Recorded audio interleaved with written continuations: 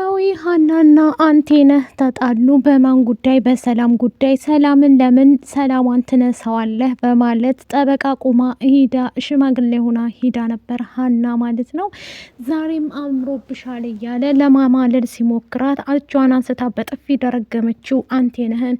አንቴነህ አንቺ ሰላምን የምተውልሽ ምክንያቱም ሰላም ከዚህ በፊት ፍቅረኛው እንደነበረ ልጇን እንዳስወረደ ማንም ሰው ስለማያውቅ ሀና ብቻ ስለምታውቅ እሱን እናገራለሁ ብሎ ሲላት፣ እንዴ ዛሬም አምሮብሻል፣ እሷን እንድተውላት ከፈለግሽ ሰላምን የምተዋት ከሆነ አንቺ ታገቢኛለሽ፣ ታፈቅርኛለሽ ብሎ ሲላት በእጇ አንስታ በጥፊ ትለዋለች።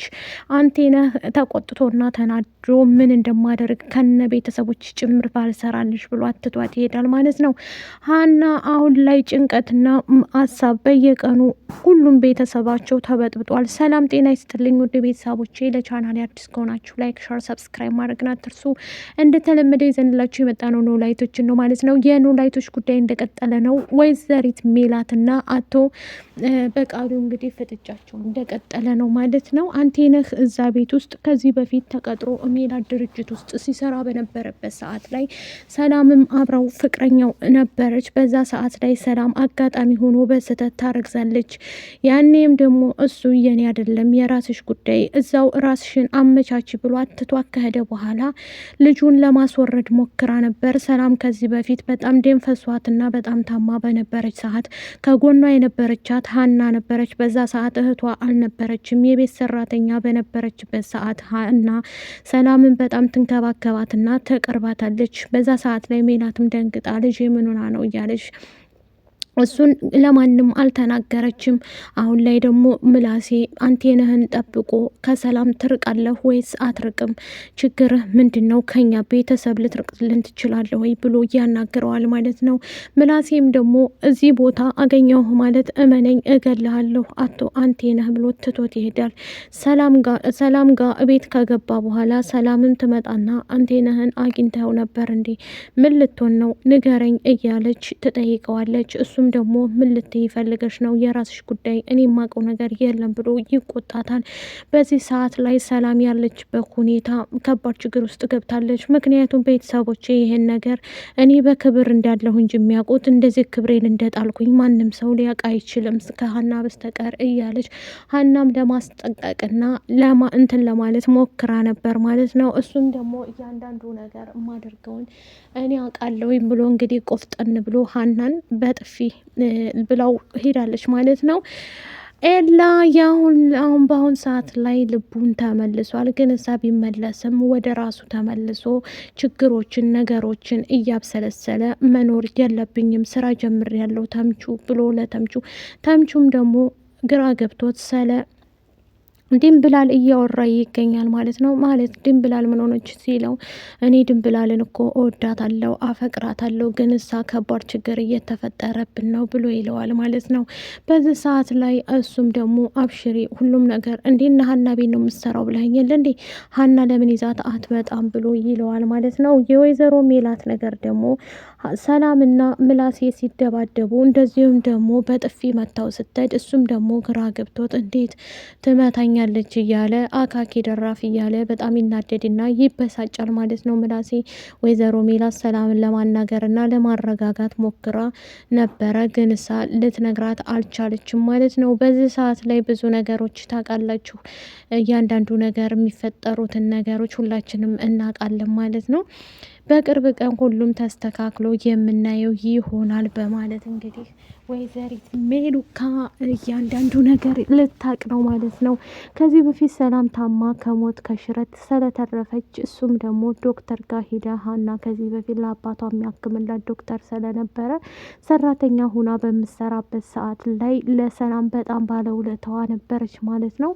ያኔ ሰላም በጣም ትጠላትና በጣም ትጠየፋት ነበር ሀናን ማለት ነው። ከዛ በኋላ ግን ሰላምም እየጠጣች በጣም ራሷን እንትን እያደረገች ነበር የምትመጣው ማለት ነው ቤት ውስጥ። ግን እዛ በዛ ሰዓት ሜላትም ጋር አትስማማም ነበር። በስተመጨረሻ መስማማትን እንደዚሁም ደግሞ ከሀና ጋር መዋል ሲጀምር ሀናን እያወቀቻት እየቀረበቻት በመጣይ ቁጥር በኋላ እንደ ጓደኛ አደረገቻት። ምክንያቱም ከጎኗ ማንም ሰው አልነበረም። ሽንት ቤት ውስጥ ገብታ ልጇን ለማስወረድ በሞከረችበት ሰዓት ላይ በዛ በትልቁ ችግሯ ጊዜ ሀና ከጎኗ ስለነበረች በዛ ሰዓት ግን ሰላም ሀና እህቷ እንደሆነ በጭራሽ የምታውቀው ጉዳይ የላትም ነበር። ቤቲ በቃሉ ያላትን እንደዚሁም ደግሞ አሁን ላይ አንቺም የራስሽን ስሪ እሱም የራሱን ይስራ፣ ወይስ ደግሞ እኔ እማላቀው ትልቅ ቻሌንጅ አለሽ እንዴ? እኔ እማላቀው ትልቅ ነገር አለሽ እንዴ? እያለ ጋሽ በቃሉ ቤቲን ይጠይቃታል ማለት ነው። ስለ ቤቲና ስለ አንቴነህ እሱም ቀጥሮታል። አንቴነህ ሜላትን እያንዳንዱ ነገር እሷ ጋር ከዚህ በፊት ስለሚሰራ ድርጅቷ ውስጥ የእሷ ድርጅት ውስጥ ሲሰራ ስለነበር አሁንም በድጋሚ ከእሷ ህይወት ትገባና ህይወታቸውን መስቅልቅል ለማድረግ አለብን፣ ጠቀም ያለ ብር እሰጥሃለሁ ብሎታል ማለት ነው በቃሉ። ያው በቃሉ ለነገርና ለማጭበርበር ስለሆነ የሚመጣው እሱን ለብቻው የቀጠረው አውቆ ነው። ቤቲንም ደግሞ ቤቲ ለራሷ ሌላ ስራ እየሰራች ትገኛለች ብሎ ሲለው ለበቃሉ ተናዶና ተበሳይቶ አንቺም ስራሽን ስሪ እሱም ስራውን ይስራ፣ ችግር አለ ወይ አንቺና እሱ መካከል ውስጥ?